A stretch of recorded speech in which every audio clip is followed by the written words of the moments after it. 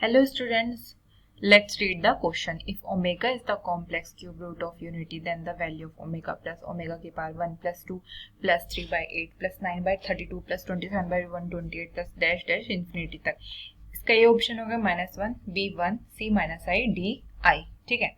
अब देखो, let assume Z equals to omega plus omega की power 1/2 plus 3/8 plus 9/32 plus 27/128 plus dash dash dash infinity तक. ठीक है. अब देखो, हमें पता है, हम क्योंकि यहाँ पे क्या दिया हुआ है कि omega is a complex cube root of unity, तो ये ओमेगा अगर हमारा complex cube root of unity है, omega is complex cube root of unity.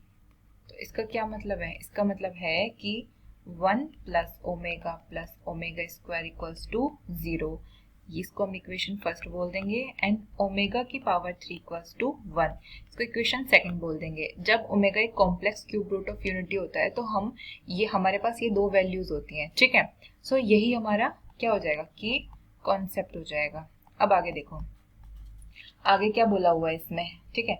हमने इसको z के इक्वल ले लिया था इक्वेशन को, तो z इक्वल्स टू क्या हो गया? z equals to omega plus omega की पावर 1/2 प्लस इनटू में आ जाएगा, क्या आ जाएगा? ओमेगा की पावर 3 की पावर 1/8 लिख सकते हैं हम इसको ऐसे, इनटू ओमेगा की पावर 3 की पावर 3/32 लिख सकते हैं हम ऐसे, इनटू ओमेगा की पावर 3 की power 9/128 plus dash dash dash. अब देखो, z इक्वल्स टू, क्योंकि हमें पता है कि omega is cube root of unity, तो हमारे पास क्या वैल्यू दी हुई है? ओमेगा की पावर 3 इक्वल्स टू क्या है? 1 हो जाएगा.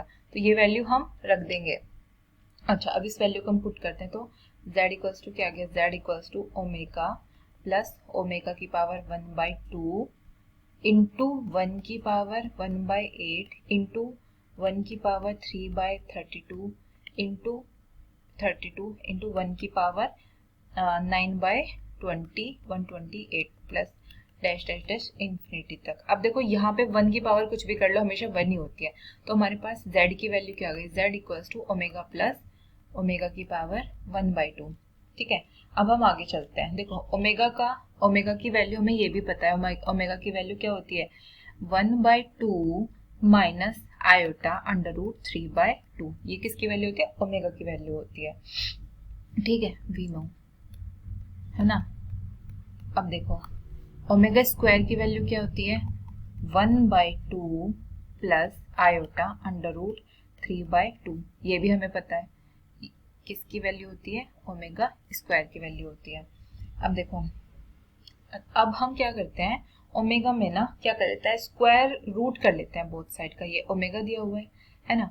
तो टेक, इसको इक्वेशन थर्ड बोल देते हैं, थर्ड इक्वेशन बोल देते हैं. ठीक है. Take square root of equation 3. ठीक है.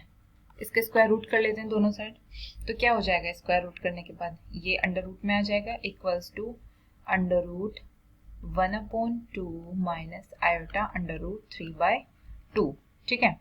अब देखो, अब इसमें क्या करेंगे, ये हमारा अंडर रूट ओमेगा चल रहा है इधर.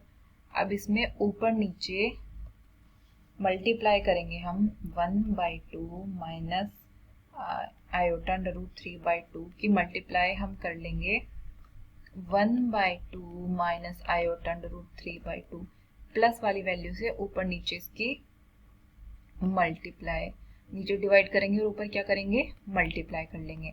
ठीक है. 3/2. तो ये किसका फॉर्मूला बन गया? ये फॉर्मूला हो गया a minus b into a plus b equals to क्या होता है? a square minus b square. तो ठीक है. Under root omega equals to under root 1/2 का square minus iota under root 3/2 का स्क्वायर. ठीक है. और अपोन में हमारे क्या आ गया? अपोन में आ गया हमारे 1 plus 2 plus iota under root 3/2. Okay.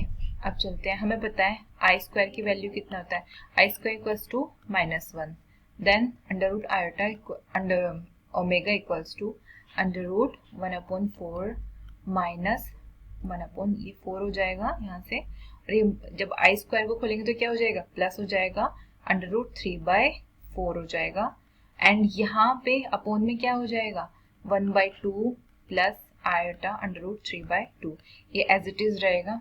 अब देखो आगे, ठीक है, ये एज इट इज रहा। तो हमारे पास ये जो वैल्यू दी हुई है अंडर रूट में, सॉरी ये जो नीचे हमारे पास वैल्यू आई हुई है, हमारे पास ऊपर कितनी वैल्यू आ गई, हमारे पास ऊपर वैल्यू आ गई अंडर रूट में, ये सॉल्व कर लेंगे 1/4 प्लस 3/4 अपॉन में हमारे पास वैल्यू आ गई है 1/2 प्लस, इसको थोड़ा नीचे तक ले लो, 1/2 plus iota under root 3/2, and ये जो वैल्यू किसकी है, ये है ओमेगा स्क्वायर की वैल्यू। ये इक्वेशन नंबर थर्ड में मैंने बताई थी, ये ओमेगा स्क्वायर की वैल्यू है, मैं लिख भी देती हूँ, omega square equals to 1/2 plus iota under root 3/2, ठीक है।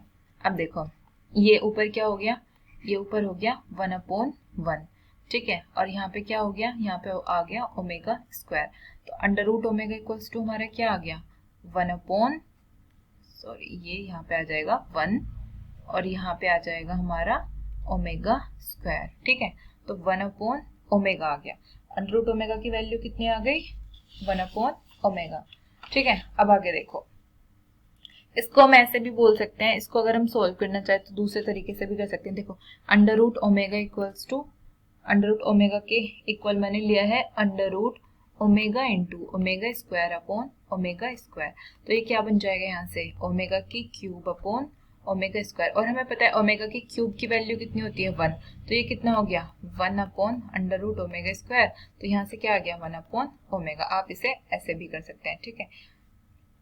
अब आगे देखो, हमें z की वैल्यू क्या दी हुई है, z equals to omega plus under root omega, और हमारे पास अंडर रूट ओमेगा की वैल्यू कितनी है 1/ओमेगा, तो यहाँ से क्या जाएगा ओमेगा प्लस 1/ओमेगा आ गया यहाँ पे, ठीक है। अब इसको आगे सॉल्व करेंगे, तो z equals to omega plus 1/ओमेगा, यहाँ से आ जाएगा ओमेगा स्क्वायर प्लस 1/ओमेगा। अब देखो हमारे पास ये 1 plus omega square equals to 0 from equation 1 से, ठीक है। अब देखो यहाँ पे 1 प्लस ओमेगा स्क्वायर की वैल्यू कितनी हो जाएगी माइनस ओमेगा, ठीक है, तो माइनस ओमेगा अपॉन ओमेगा, तो z की वैल्यू कितनी आ गई -1, तो -1 हमारे कौन सा ऑप्शन में, option A is true, option A is true.